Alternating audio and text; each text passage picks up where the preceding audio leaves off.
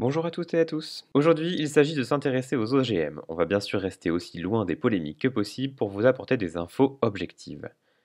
Un OGM, c'est un organisme génétiquement modifié, c'est-à-dire un être vivant, bactérie, plante, animal, homme, dont les gènes, l'ADN quoi, ont été modifiés par l'homme en laboratoire.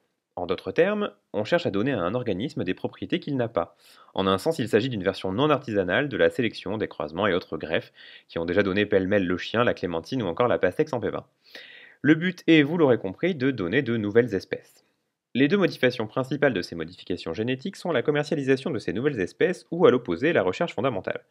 On se souviendra de ces poissons phosphorescents vendus comme animaux de compagnie ou de ces porcelets phosphorescents qu'une équipe de recherche chinoise avait mis au monde. Heureusement, certains utilisent aussi ces techniques pour soigner les maladies génétiques pour l'instant incurables ou tout simplement pour mieux comprendre les mécanismes de la vie. Alors quelles sont ces techniques? Jusqu'à présent, les techniques de manipulation génétique sont assez lourdes, voilà pourquoi de nombreux animaux phosphorescents ont fait leur apparition. Je m'explique. Pour créer un OGM, il faut aller chercher un ou plusieurs gènes chez une espèce et l'insérer dans le génome d'une autre.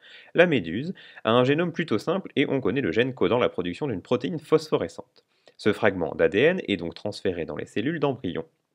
Les scientifiques ayant une connaissance très poussée de l'ADN de nos jours, ils sont capables d'imposer à ce fragment une place dans le génome de l'animal visé.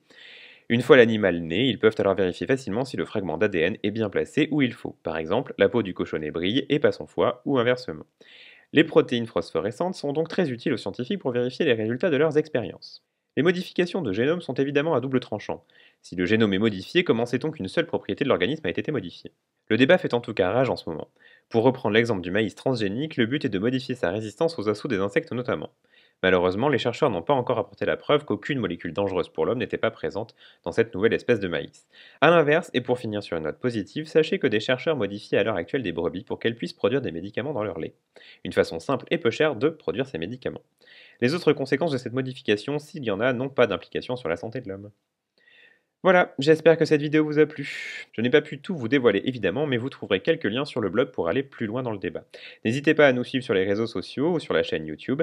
Papy Optique participe en ce moment à un concours pour gagner 30 000 € d'espace publicitaire. Pour nous aider, 2 clics et un j'aime sur Facebook. Rendez-vous sur notre page pour plus de renseignements. À la semaine prochaine les curieux.